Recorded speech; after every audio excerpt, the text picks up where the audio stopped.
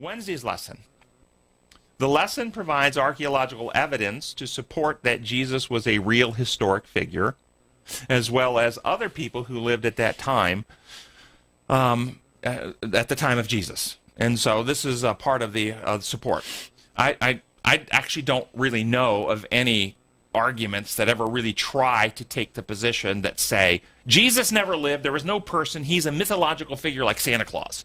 I never have heard that argument. Maybe some of you have heard that there's arguments out there that say Jesus is just a made-up figure like Santa Claus. I've never heard that. The arguments I hear is, yes, Jesus was a historic figure, but he was just a human prophet. A good man. He's just a good teacher. He's a good man, like Buddha or Gandhi or somebody like this. This is the argument, but not that he didn't exist. He's just mythological. I've never heard that one. So, but why can we have confidence in rejecting the idea that Jesus was just a good man? Why can we be very confident in rejecting the idea he was only a human good man, like a Gandhi or a Buddha or somebody like that? Well, I'm going to give you a whole list. The fulfillment of all the Old Testament prophecies in the person of Jesus. The actual historic events that came true in his life. Numerous. I'm not going to go through them all. There are many, many, many, and they all came true in his life. That gives us confidence that something more than just a human was going along there.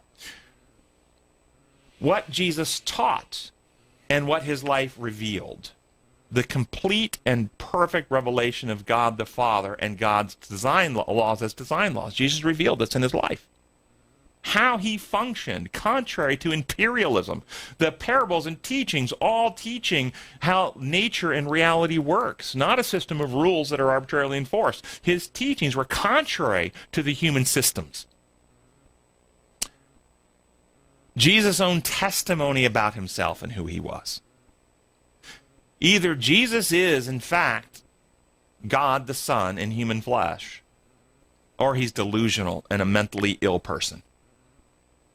Because I've had patients. I remember in my residency I had a manic patient who came in the ER claiming and believing he was Jesus Christ. He was delusional. He was psychotic. Either Jesus is who he says he is and was. He used the term, I am, referring to himself, a reference to God. He said that he is the only one who has seen the Father. And he is one with the Father. And he's come from the Father, and he's going back to the Father. Either he is who he says he is, or he's delusional. You can't get, he's a good man who taught good things.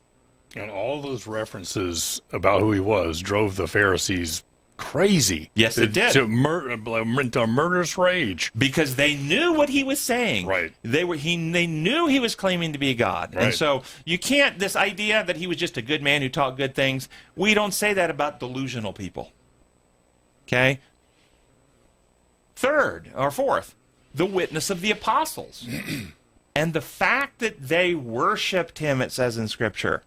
We don't worship good people. We only worship God. The empty tomb speaks volumes. The understanding that the entire Old Testament was teaching about the coming Messiah and what the coming Messiah was going to accomplish and how it was all accomplished in Jesus.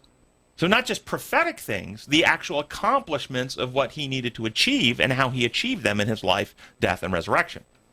Now, did you notice in all this list of reasons why we should reject the idea that Jesus was just a good man and embrace the truth that he was God in human flesh? Did you notice that I did not reference any miracles? Or perhaps you could call the empty tomb a miracle. Okay, that one. But it's also an observable fact. The tomb is empty. But I didn't reference any miracles, not because miracles are unimportant or that he didn't do them. He did them. But because miracles are the least important evidence. All the other evidence without miracles is persuasive and conclusive. And on the road to Emmaus, Jesus met his own disciples who were struggling with the events of the weekend, and he did not perform miracles for them. He took them through Scripture, and based on the evidences and weight of historical fulfillment that was achieved in his life, they were persuaded to the truth. And so miracles can be counterfeited. Yeah, I guess I would go so far as to argue the resurrection wasn't a miracle. Yeah. Life is the default function of all the rest of the universe, except Earth. Life is the only thing that results from being restored back to God's original design. So, no, I like how you say this. I mean, it had to happen, just like letting go of your stylus. That's a predictable consequence of restoring God's law back to humanity. That's right. Life has to happen. So I love this. And so when you hear, when you understand design law and God's law upon which life is built, and we believe that Christ fully lived out God's law and rejected all sin, all deviations from God's law, what is the only result of perfection to God's law designed for life is life. Yeah, okay? It's not a miracle. So when you understand that, then you can understand a couple of various passages or quotes or texts that people will refer to. You will find in the New Testament, Jesus repeatedly prophesies to his disciples, I must go up to Jerusalem, be abused of men, die, and rise on the third day.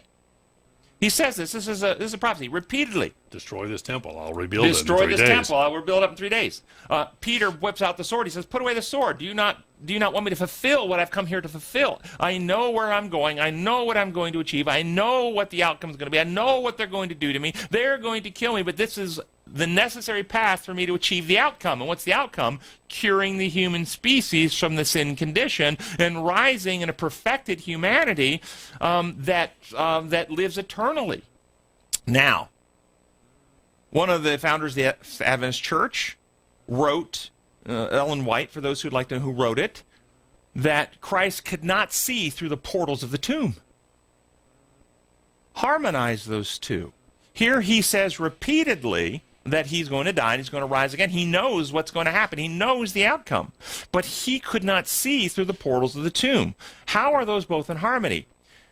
Because he was not given supernatural prophetic view of future events. He didn't see the future as the prophet Daniel saw future kingdoms rising and falling. He wasn't given a future view of reality where time, the curtain of time was pulled back and he could see the events. So he didn't see that. What he knew was what you said, the example. If I let go of this, you can predict what will happen. And what will happen is it falls because you know the design law of gravity. And therefore, you can predict when I let go of this, it will fall. You don't have the gift of prophecy. You haven't had time pulled back or the curtain pulled back so you can see an event. You're not seeing through the portals of time, but you are accurately able to predict the outcome. And that's what's happening here when Jesus predicts his resurrection. He knows when he restores God's law in the humanity he's assumed and eradicates the infection that he also partook of through his mother Mary, that infection that tempted him with fear and selfishness in Gethsemane when he was tempted in every point like we are, yet without sin. When he destroys that, he rises again. So this is very predictable. I love this.